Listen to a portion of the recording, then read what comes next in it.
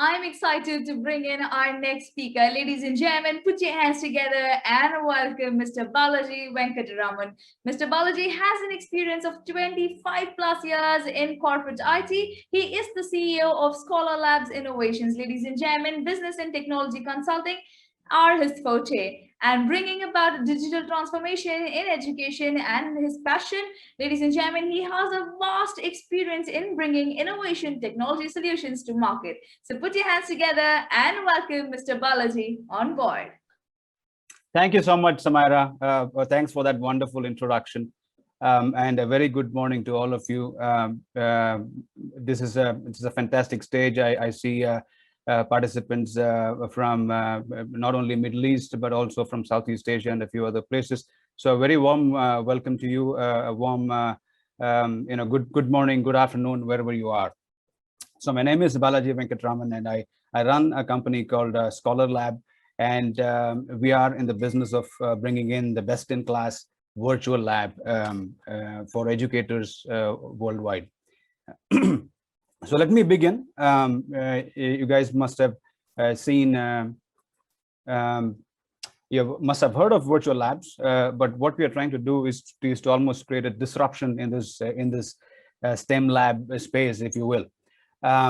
So we are based in India, but we are creating solutions for the global market, and we specialize in immersive technologies such as 3D, augmented and virtual realities, a combination of all of them. The sole purpose is to actually create a best-in-class virtual lab, which provides the best user experience in terms of running a variety of science experiments. So that's what we are here for. We have had a good traction in the market, a very encouraging feedback from leading educators globally, and we are trying to actually scale up and reach many, a lot more schools and educators with the help of partnerships. So what are we trying to do? With the virtual lab, we're trying to provide the best interactivity. Virtual labs is all about interactivity. So if you can't have an interactive system, then the virtual lab is not serving its purpose. We're not making videos. That's important to keep in mind. These are interactive simulations that the user is encouraged to actually do something. You have to pull or push something, jump over, or you make the character run, or anything of that sort. The purpose is to actually run an experiment, whether it is in a lab or it's in the outside world. Interactivity is one of the main components of our labs. Second thing is in immersiveness. Immersiveness is all about visualization. How do you provide the best visualization for scientific concepts, whether it is an apparatus or whether it is an outside situation? How do you provide that type of immersive user experience, right? So that's what we are trying to do with our virtual labs.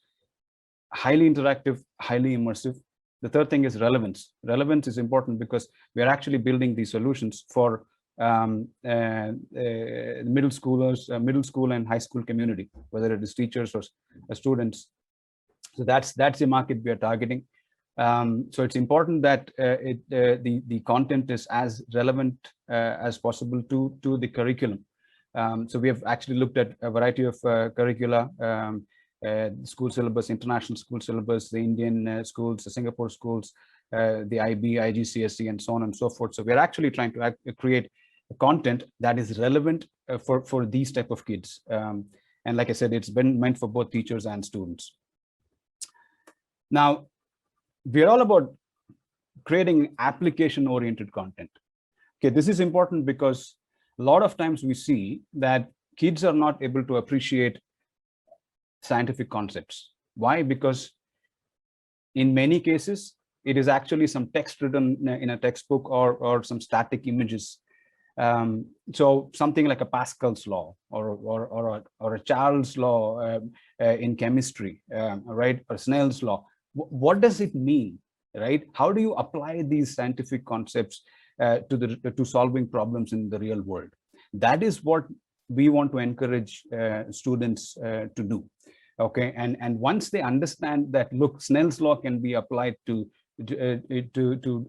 deflect light through various media, then they understand, oh, that's what it is, right? So hopefully that will actually help kids understand scientific concepts a lot more better, because now they're able to apply it to real world situations. So that is what we're all about. Focus is on learning by doing. Okay, so it's not about watching videos, watching or doing some sort of a passive mode of communication. Passive mode is, it's a one-way thing.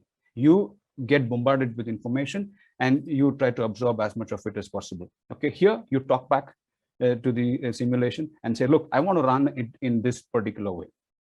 Okay, there are a bunch of examples. We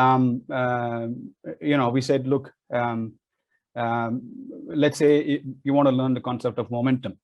Our academic team said, look, you know what, the best place to learn, or rather a good example to learn momentum is to make two automobiles crash. Okay, in a highway. I mean, a lot of times we hear that if you're going to speed through an expressway, it is better to use a bigger vehicle. Why is that? Now, a lot of times kids don't understand that the science concepts that they're learning in class actually applies in such real world situations. So we allow you to crash automobiles and a big car, small cars, different speeds. There you learn and you learn momentum suddenly, all of a sudden, right? And you will remember because it is so immersive, right? That is our attempt. That is our humble attempt at actually bringing application-oriented thinking to scientific concepts. Okay, jumping off an airplane, for example, you can learn terminal velocity, but is it possible to do in real life? Not everybody has the luxury of actually going on a skydiving mission to learn terminal velocity. So we bring such examples on board. Some of it are inside a lab, some of it outside. We try to do as much outside as possible, because that's where, I mean, we are trying to say, look, science is connected to the outside world. So what you're learning is not theoretical, right? We want to actually try and bring application-oriented thinking, so kids can appreciate science a lot more. And of course, because it's a digital simulation, it is a lot safer. This absolutely, from a safety perspective, you're playing with acids or something like that in a chemistry lab, there's always a chance that you may spill it on yourself or on somebody. So nothing of that sort. There's no fear of failure. There's no fear of breaking anything. And it's just about pure learning. Okay. Now, there's a bunch of things that we actually, we believe we did right in the course of our journey in the last 2.5, 3 years. So we have been trying to use, we try to use the best possible technology that's available. We're trying to continuously innovate. There's going to be new technologies that's going to come in the future. We will update our simulations. That's our goal. We want to actually have the best possible virtual labs that's out there. So we will continue to innovate. That is our number one guiding principle. The second thing is, we were fortunate to have a lot of passionate science teachers that guide us on what type of content to create, which will actually help teachers and educators and students with challenges that they have today in the classrooms. So deep research to ensure the right content, the right examples are used in creating content. So that's our second guiding principle. We'll continue to do that. And the third thing is scalability. For us to be able to scale and reach different geographical areas around the world, it's going to be, we figured that the speed to market will be possible only if we create the right partnerships, and we are doing that. So we have some wonderful partners with us already that have a good reach in certain geographies, and we will continue to create new partnerships going forward. Now, let me go into demo mode. Okay, I think it's important that you see some of the stuff that we are creating, so you can appreciate and understand what we are trying to do here. Okay, so I'll go into demo mode. The first example that I'll take is potential and kinetic energy. Okay, so this is a concept that's typically taught in high school, 8th grade, 9th grade, based on where you are. Now, if you look at this one and this particular simulation, it's a 3D model of a diving pool. Okay. Why do we go to a diving pool, right? So diving pool we chose to go to a diving pool because it's a common scenario. A lot of kids are familiar with this, like swimming pools and the diving areas in the swimming pool and so on and so forth. So we said, look, this is a place where you could learn conservation of energy.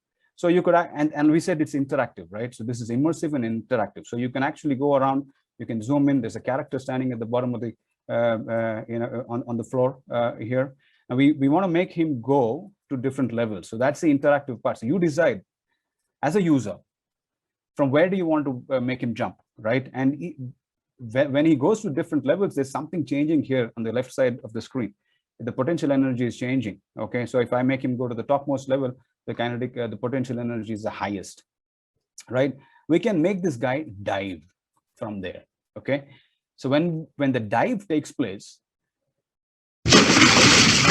there is the energy conversion took place actually, but I don't know how many of you saw it. So what we said is, look, let's allow people to play again and again as many times as they want, and each time you use different set of parameters. Okay, so the dive is going to be different. So you could actually make him dive from the 3rd level instead of the 4th, and look at the numbers this time and analyze what is going on. So as a teacher, you could have a very engaging class session with this type of a model.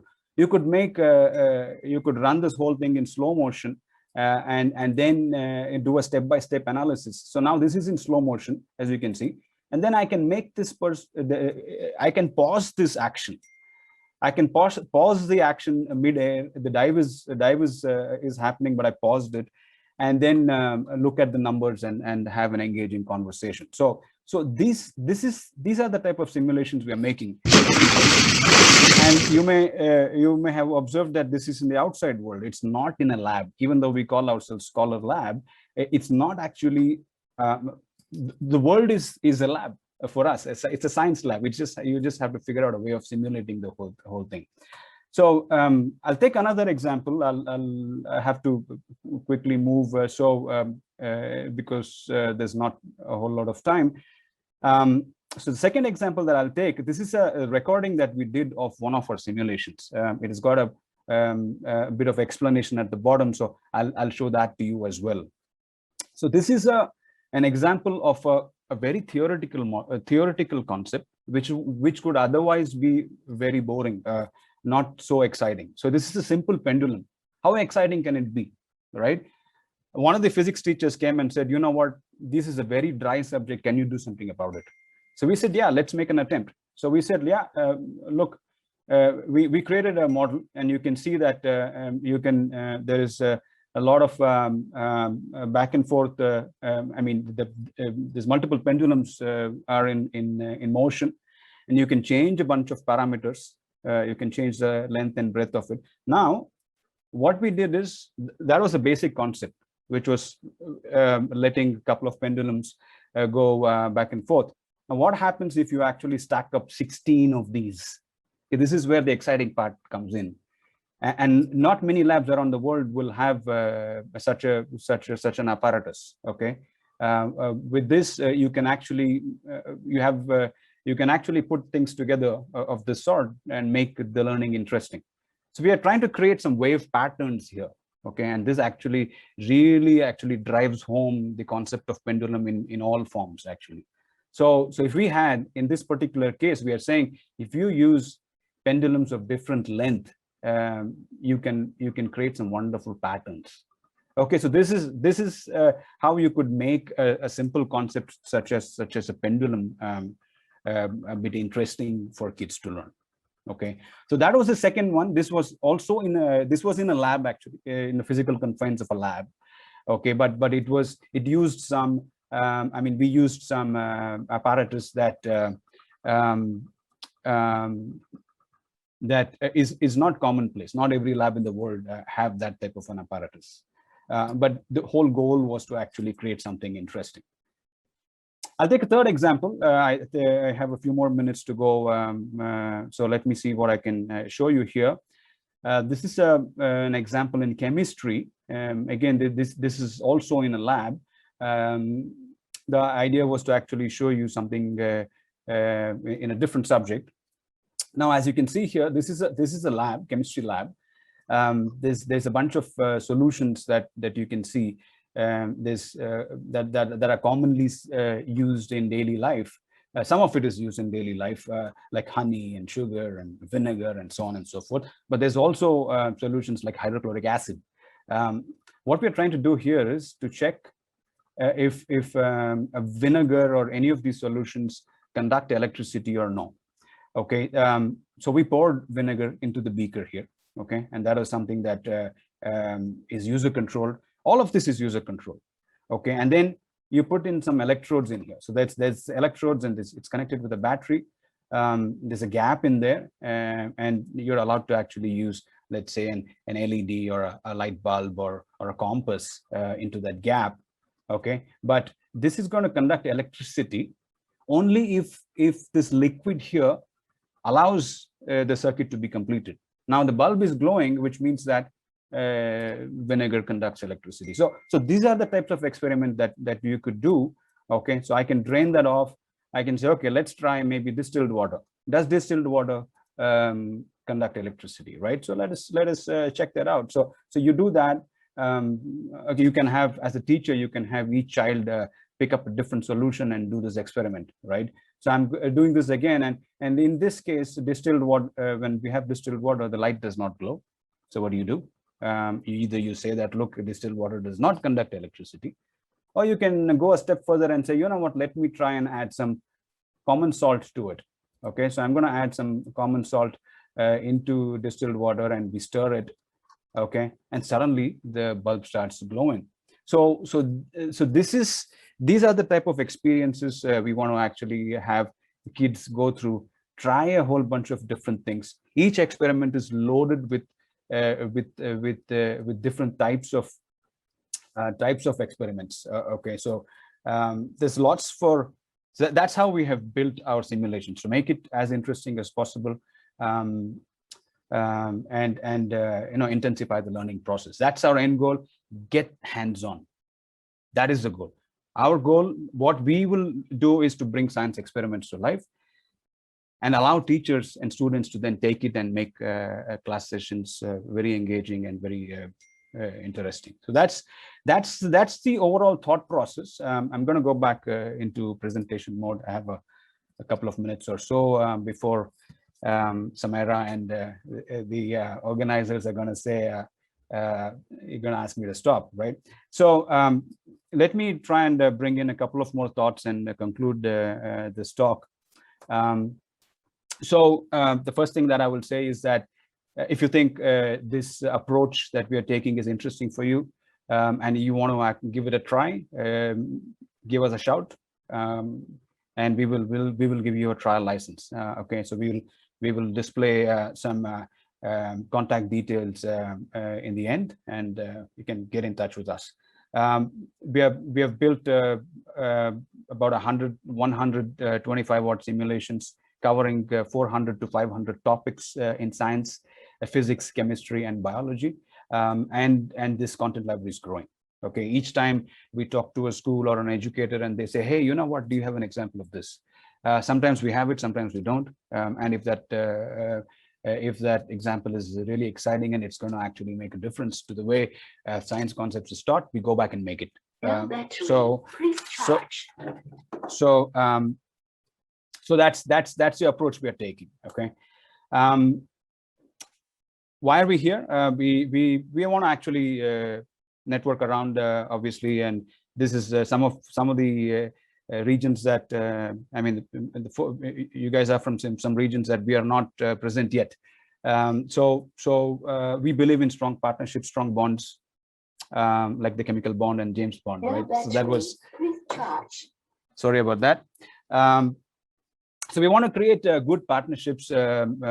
If you're a K-12 educator, school or a school group, LMS provider, or an EdTech provider, we would love to actually we would love to actually create partnerships that help us get to different markets quickly. Okay, so that's where we are. That pretty much is the end of my talk, I guess. we can go into question mode. If any of you have any questions, I'm happy to take it. The contact details are in the bottom of your screen here. You can visit us at scholarlab.in or contact us at hello@escavel.in. Escavel is a parent company of Scholar Lab.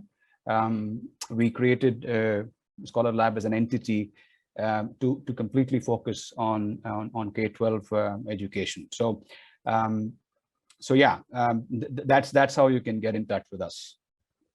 Samira, Ebenezer, we can. Do you?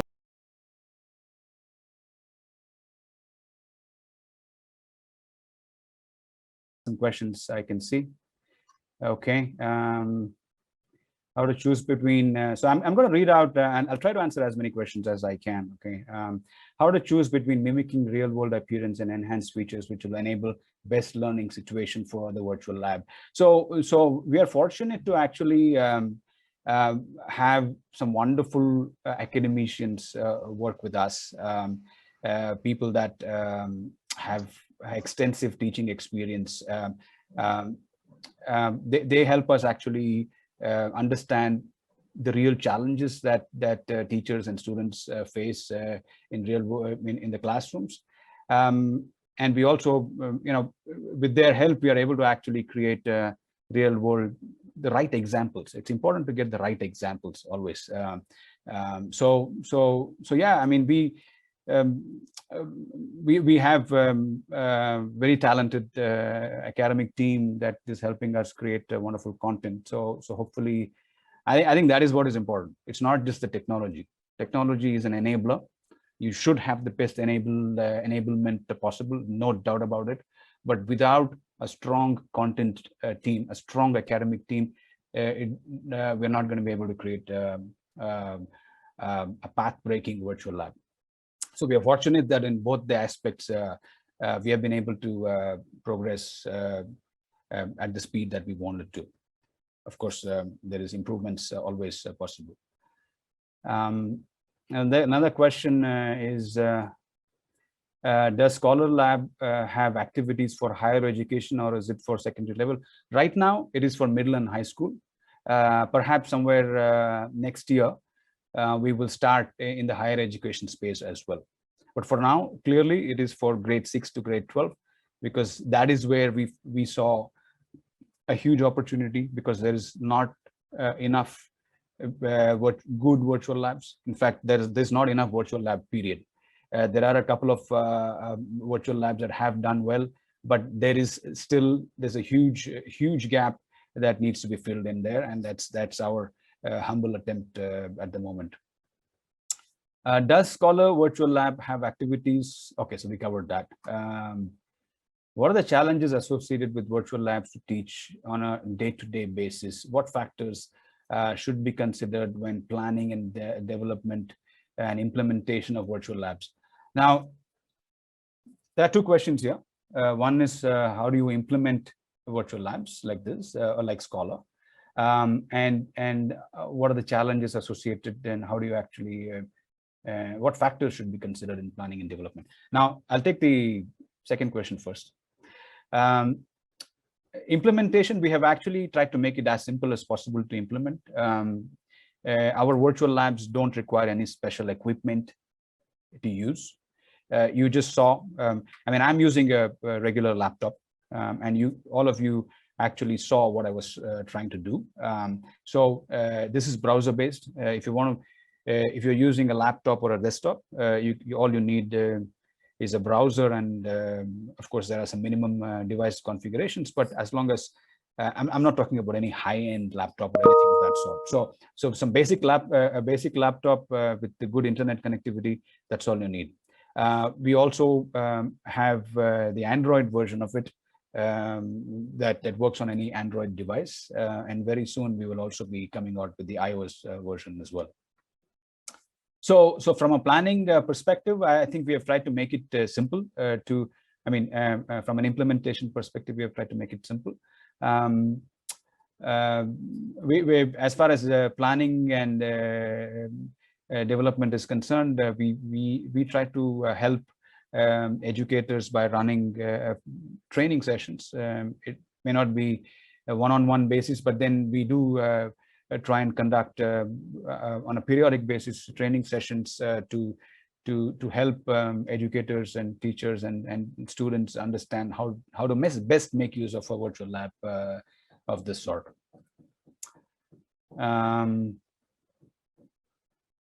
Let me see. Do you have learning modules on biology? Yes, absolutely. Absolutely. It's physics, chemistry, and biology for middle and high school. So it's standard 6 until 12. Yes, biology is included as well. And, you know, because of time constraints, I couldn't show more, but yeah, biology is covered. Are you implementing any augmented reality in experiments? We have. We did experiment with prototypes in augmented reality, virtual reality, and 3D, and so on and so forth. Plain 3D was chosen for mass deployment, so it's easiest to use, and it is. We are able to create wonderful impact with 3D. 3D augmented reality and virtual reality are all very similar technologies. It's like you just jump from one island to another. Once we have created a version in 3D, going to augmented or virtual reality is not a big deal at all. But the responses that we have heard from the market, the feedback that we got from the market is that this is very impactful. So we are just continuing along the direction that we have taken. So, okay, another question. The next one that I see is, do you think curriculums need to be adapted to actively embed new technology? Here's what I will say, okay. Changing curriculum is perhaps, is it necessary? Perhaps yes. I mean, to me, we have to continuously change, continuously adapt to the changing world, right? Now, the last 1.5 to 2 years has taught everyone globally something new. The pandemic has taught everybody. If somebody thought that he or she knows everything, you know what? They had to actually learn a lot more, right? So changing continuously, adapting continuously to the changing to the you know, what's happening around us is important. So hence curriculum also, or gradually over a period of time, needs to be changed. But to use virtual labs, do you have to change curriculum? The answer is no. That's what I don't believe so, right? There are some wonderful curriculum that's already existing in various parts of the world, IGCSE or IB or American curriculum or the Singapore curriculum, all of that, you know, they're all wonderful. We have had great leaders come out by going through such curriculum, right? All we have to do is to figure out how we can take virtual labs and fit it into that curriculum. I mean, at the end of the day, this everybody, I mean, there are science concepts that everybody learns, but they learn it in different ways. We have to figure out how is it that we can use the right examples to teach those concepts. For example, the concept of gravity, you know, regardless of whether you read it in Dubai or in New York or in Singapore, it's going to be the same, right? The concept of gravity does not change. It is how you teach it, actually. So that's where we are. I think virtual labs can be fit into any curriculum. We just have to carefully do a bit of planning. Is it integrated to LMS is the next question. The answer is yes. We have, so there are different types of LMSs, but we have chosen to actually use the most common integration mechanism. Web browser is very common method of integrating, and we have done that. So we have integrated different types of LMSs around the world. So yes, we will integrate, we will adapt to, and this is why, like I said, we believe in creating partnerships, and integration to LMS system, existing LMS system is a way to actually create those partnerships. Okay, I guess I'm supposed to stop now. Thank you all very much, and hope to have been and hope to get connected with you if you think this is an interesting concept. Thank you for sharing the insights. I am sure everybody is delighted to have you, and the insights are going to be helpful on a longer run. Thank you so much once again for being with us.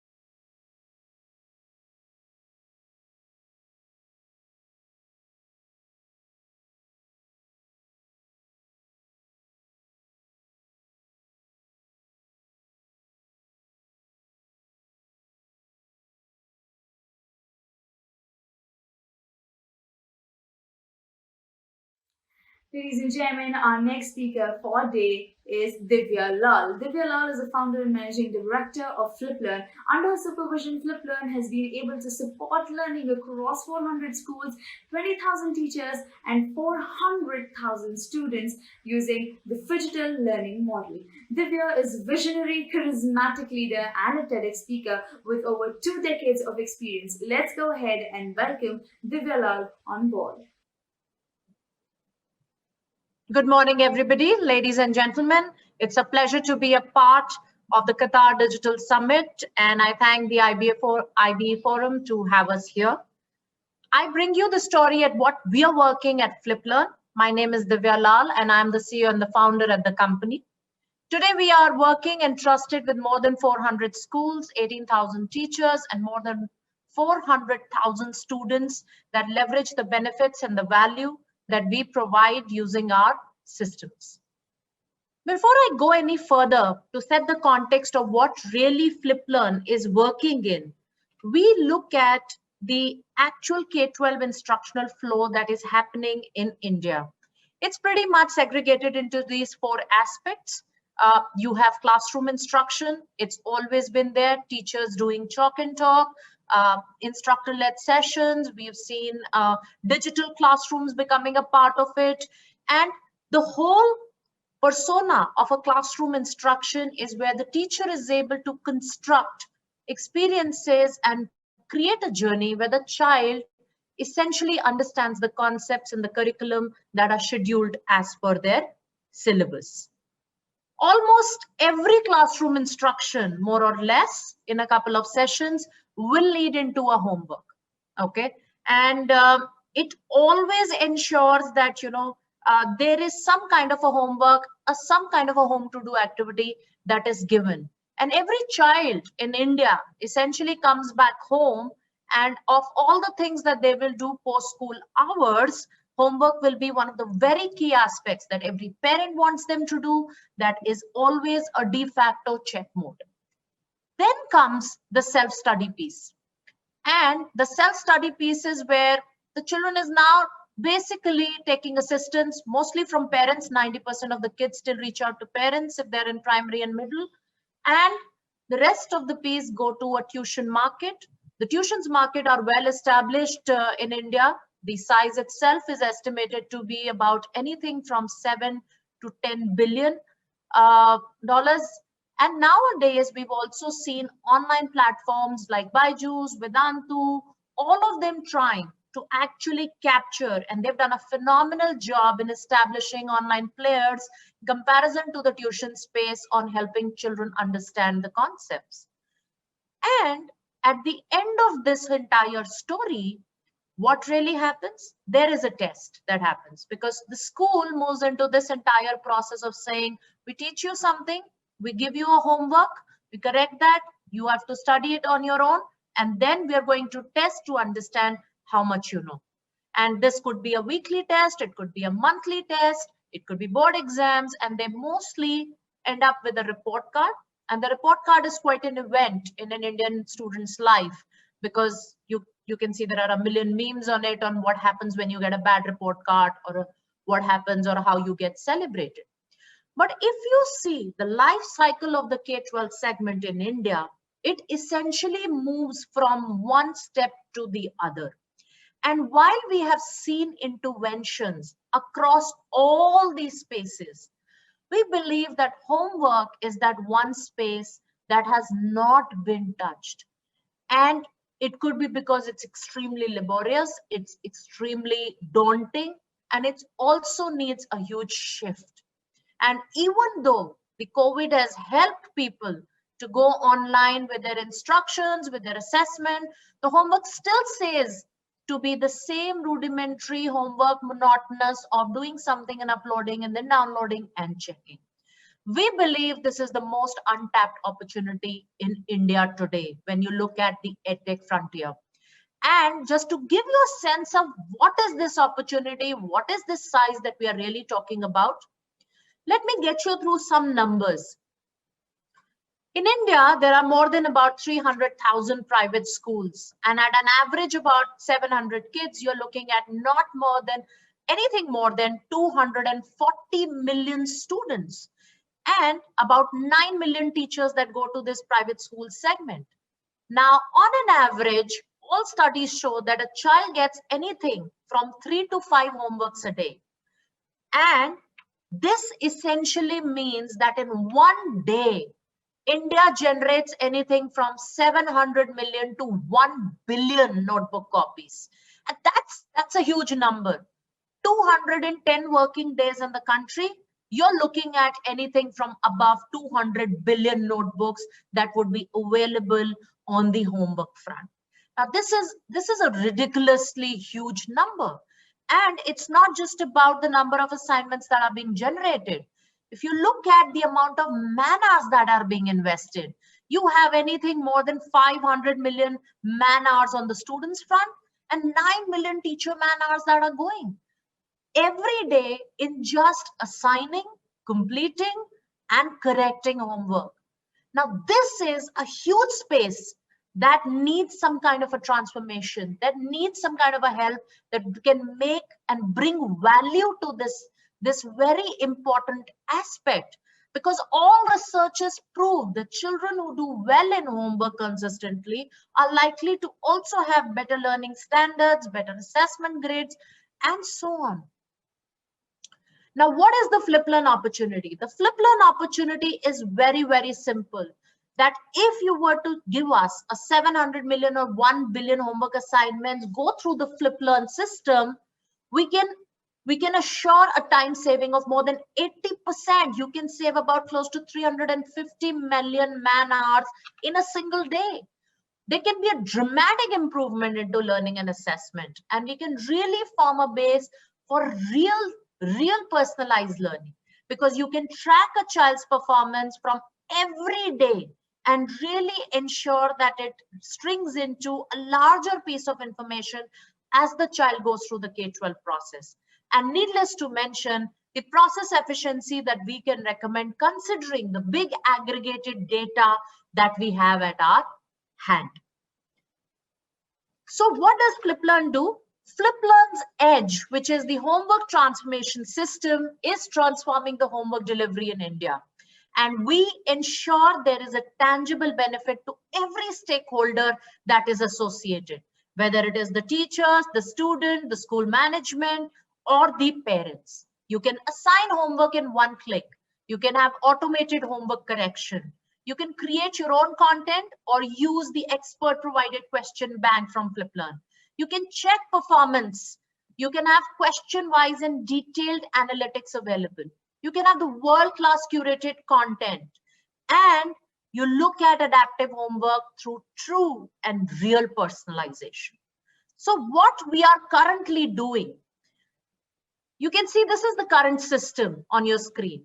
The homework is actually written on the board or on a notebook or these days as a message.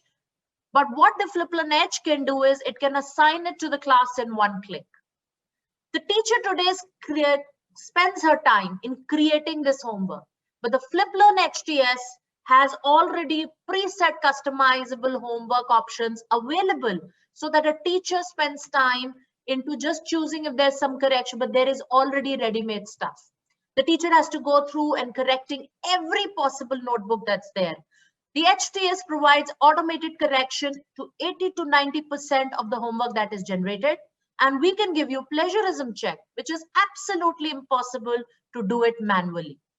Normally, the teachers, students, parents, everybody gets into an assistance on doing the homework. Okay. At that time, no online partner helps you to do a homework. It is you have to get in and actually help your child cover it.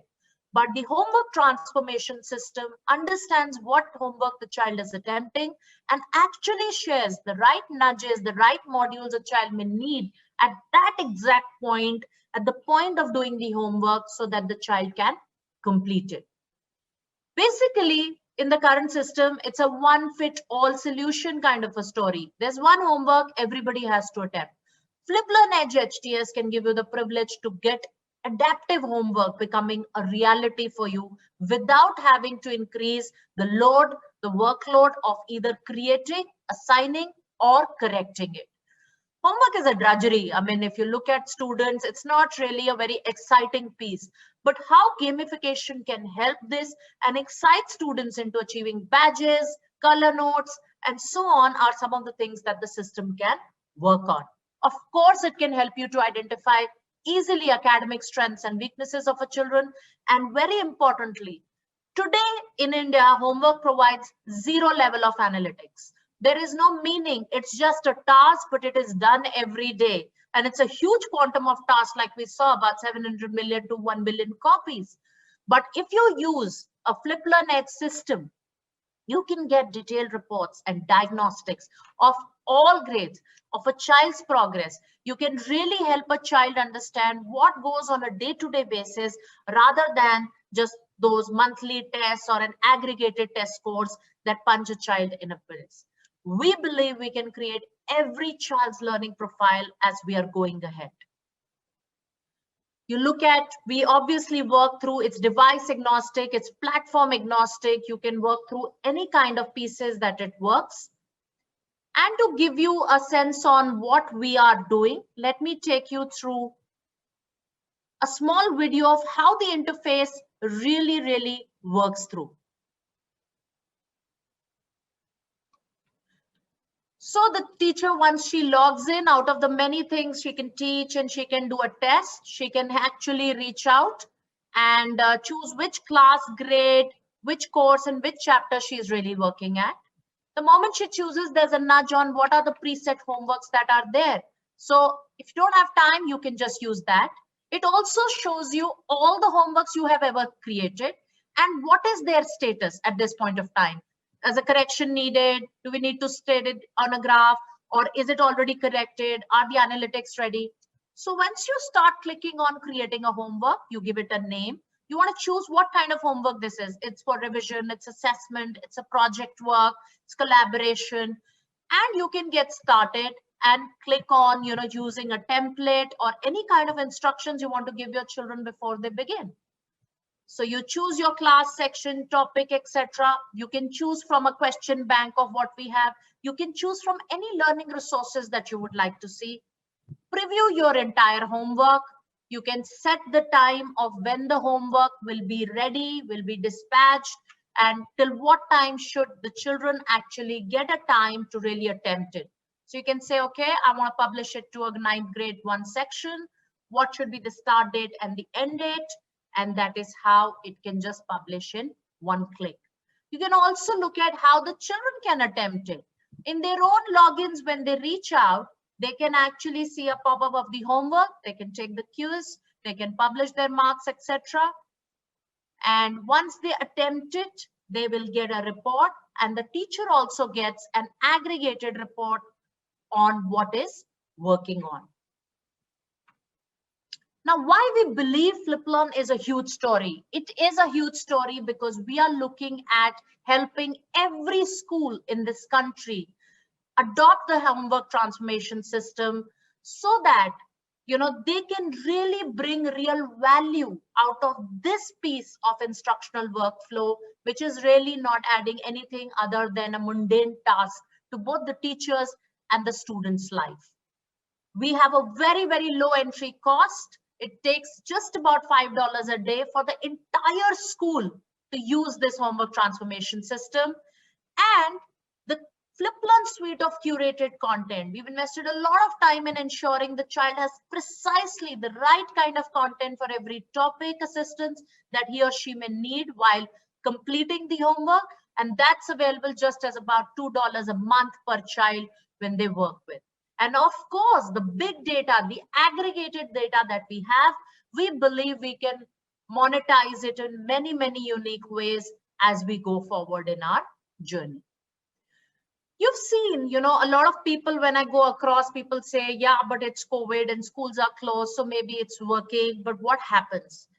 I think any solution that actually is need inwards and actually helps you to bring value to a day-to-day life, that's a solution that will sustain whether you're online teaching today inside from your homes or you're teaching from your brick and mortar institutions tomorrow.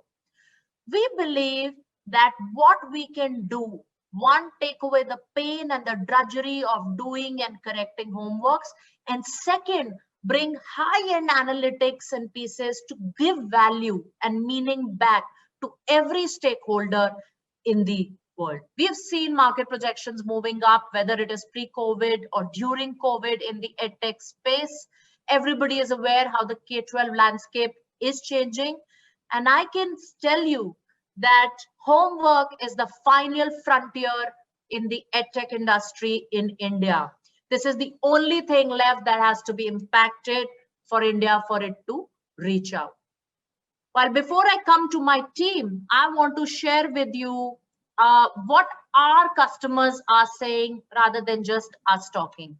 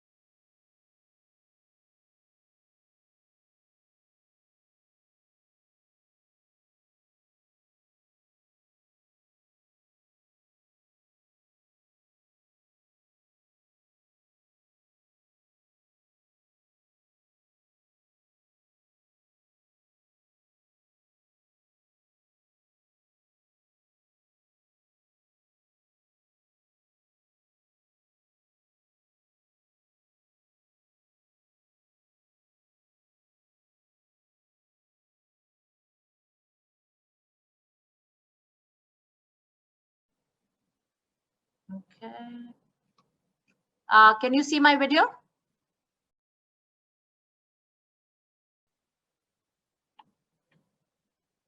So we are taking you to not just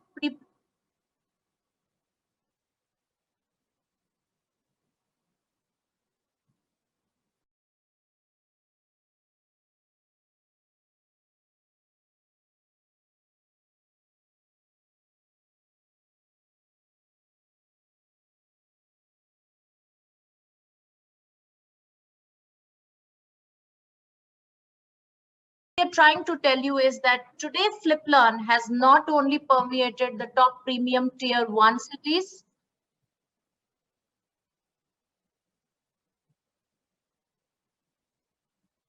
Sorry. Yeah, it has not only permeated the top tier 1 cities, but it today very privilegedly looks at tier 2, tier 3 cities that are taking up and lapping up this movement of change.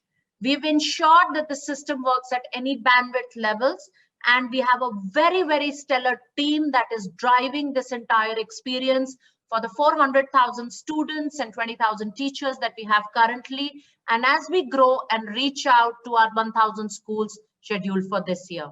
We've been very well recognized as we go ahead. We've won many accolades on the best online edtech deployments and helping schools go through this. And also happy to share that we've been selected in the GSV Cup Elite 200 this year to make this. Thank you, Ebenezer. I think we're ready for the questions piece. So I'm going to stop sharing. Okay, I'm going to take the questions now.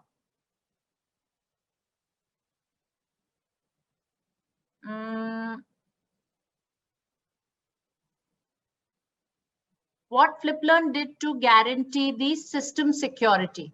Well, we have high levels of encryption that we follow. We ensure the students' data is absolutely discreet the moment it is uploaded into the system, and we also ensure that the schools that partner with us actually upload the data on their own.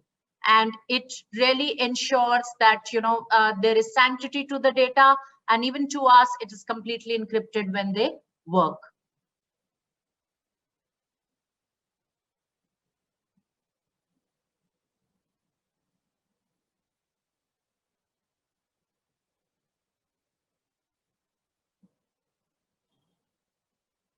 I don't see any other question. Ebenezer?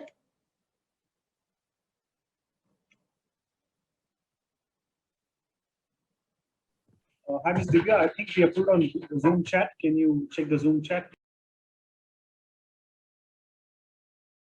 The system security.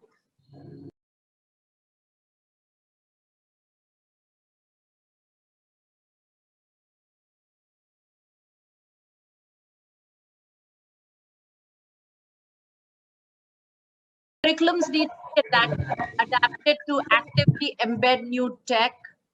Okay, we've got this one.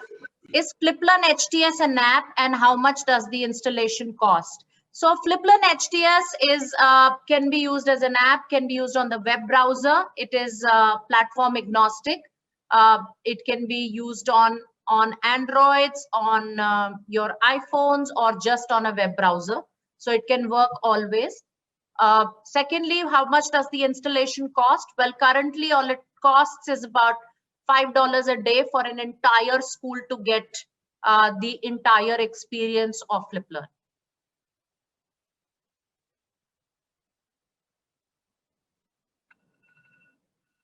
Do we have free Fliplearn app available? Well, we have the app that is available for children to try out on how the experience is. And when we work with schools, we enable them an easy period of training and transitioning as we work to take care of it. Well, the MS teams may give you an order correction, but for us to be able to build, somebody's asked me what is the advantage over MS teams. See, the very piece is that when you look at MS teams, there are two distinct pieces. The focus is on instruction and assessment maybe, and to some part of correction. One, our ability to correct and provide preset homeworks and systems is much higher than anybody today. Nobody is doing that. Secondly, when you look at every part of the instructional flow, we work on every aspect of it, not just one aspect of it. And our thrust is on homework to enable and bring value and actually create a child's profile. No, MS Teams piece actually creates a student's profile that you can publish to the teacher, to the student, to the parent, to the school, or even a teacher's profile in terms of productivity. We work on that entire piece. So it's a very big differentiated system from just using any LMS in the country. Could this be system integrated into adult learning, say for higher education? Yes, very much. It is like a transformation system. You can use it for using it even in adult education. However, all the assistance content curated that is there and the question bank currently is pretty much aligned to the K-12 segment. Then we have another question.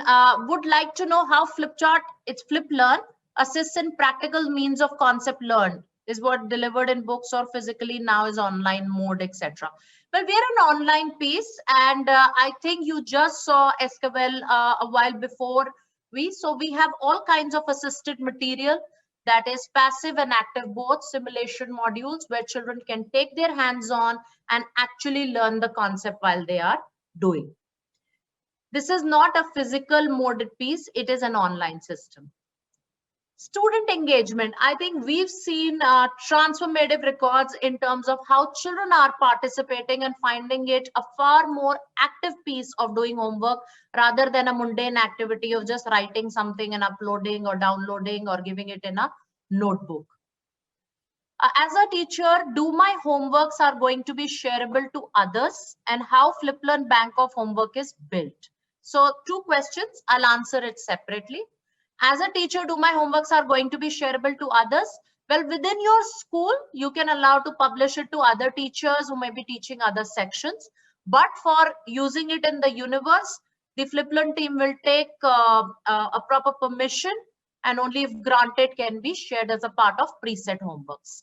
How Fliplearn bank of homework is built? We have a set of academic experts who have worked and also aggregated data from expert question banks and people who have built it, ensuring various education boards in the country with respect to their chapter, topic and subtopic level.